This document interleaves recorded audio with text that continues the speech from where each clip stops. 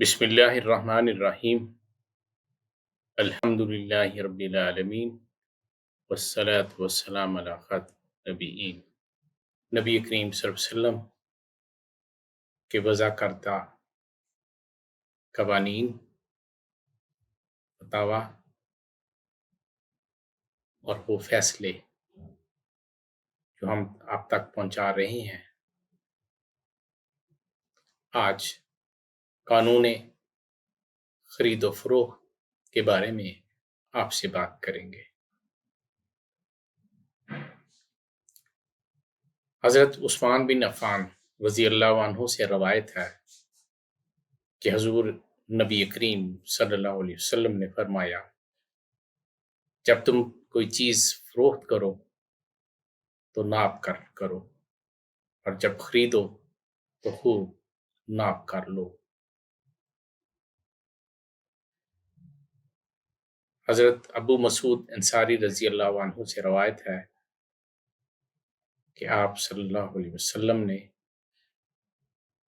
کتے کی قیمت، باغی عورت کی اجرت اور کہن کی اجرت سے منع فرمایا ہے۔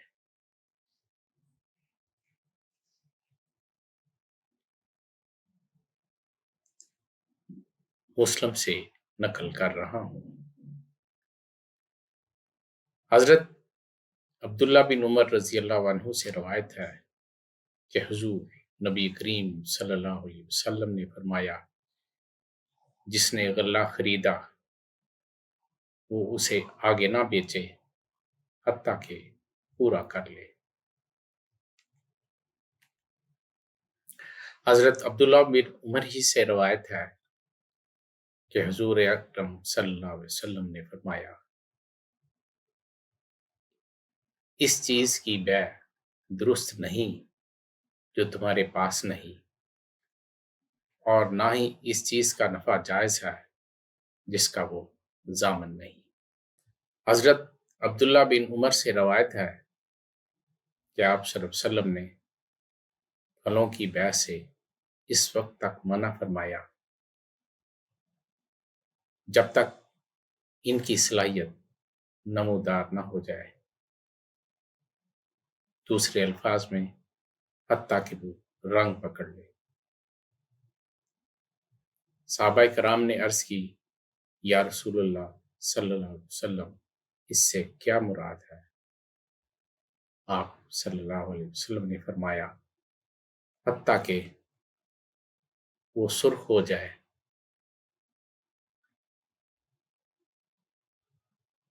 آپ نے خریدار اور فروخت کنندہ کو منع فرمایا۔ مسند احمد سے نقل کر رہا ہوں۔ حضرت انس رضی اللہ عنہ سے روایت ہے کہ حضور اکرم صلی اللہ علیہ وسلم نے انگور کی بیع سے منع فرمایا حتیٰ کہ وہ سیاہ ہو جائے، اور دانوں کی بیع سے منع فرمایا حتیٰ کہ وہ سخت ہو جائے۔ ابن ماجہ سے روایت کر رہا ہوں۔ حضرت جابر بن عبداللہ رضی اللہ عنہ سے روایت ہے، فرماتے ہیں کہ حضور اکرم صلی اللہ علیہ وسلم نے سود کھانے، کھلانے، اس کے کاتب اور گواہوں پر لعنت کی، فرمایا یہ سب برابر ہے۔ ابو داؤد سے نقل کر رہا ہوں۔ امام مالک، امام ابو داؤد نے حضرت سعید بن مسیب رحمۃ اللہ علیہ سے روایت کیا ہے کہ حضور اکرم صلی اللہ علیہ وسلم نے گوشت کی حیوان کے بدلے بیع کو منع فرمایا۔ مشکات المصباح سے روایت کر رہا ہوں۔ حضرت ابو ہریرہ رضی اللہ عنہ فرماتے ہیں، آپ صلی اللہ علیہ وسلم نے ایک بیع میں دو بیعوں سے منع فرمایا۔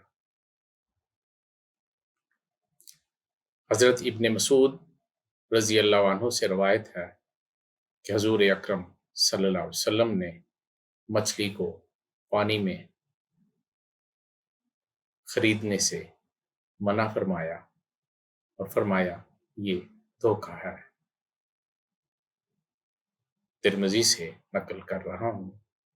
हज़रत इमरान बिन हुसैन रज़ी अल्लाह अन्हु से रवायत है कि हुज़ूर अकरम सल्लल्लाहु अलैहि वसल्लम ने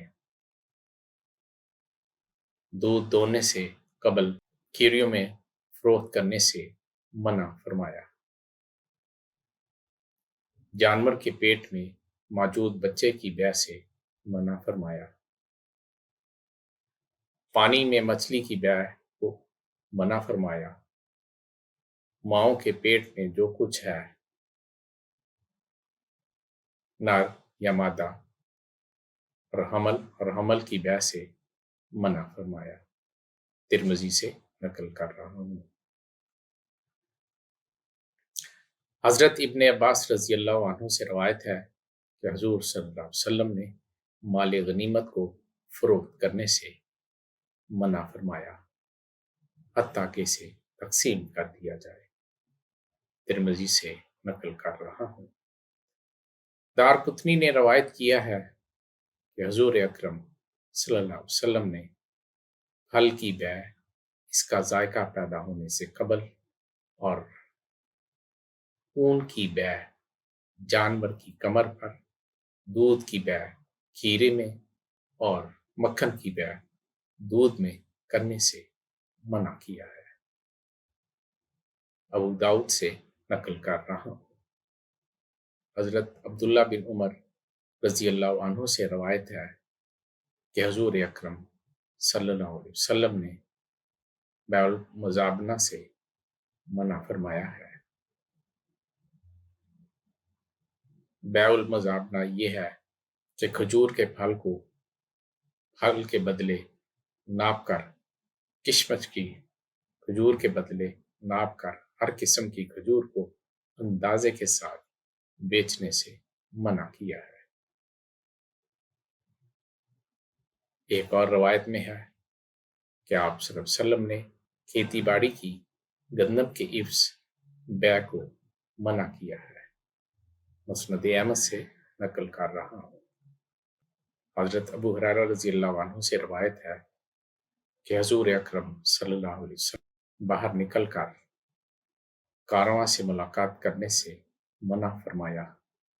आप सल्लल्लाहु अलैहि वसल्लम ने मना फरमाया कि कोई शख्स दूसरे शख्स की बैع पर बैع ना करे, लोगों से बढ़कर बोली ना लगाए, कोई शहरी देहाती के लिए बैع ना करे, ना ही ऊँटनियों के थन मजबूती से बांधो। जिसने ऐसा जानवर खरीदा तो उसे दूध दोहने के बाद इख्तियार है, अगर वो राजी है तो अपने पास रख ले, अगर वो नाराज है तो इसे वापस कर दे और इसके साथ एक साख खजूर वापस कर दे। वमा तौफीकी इल्ला बिल्लाह।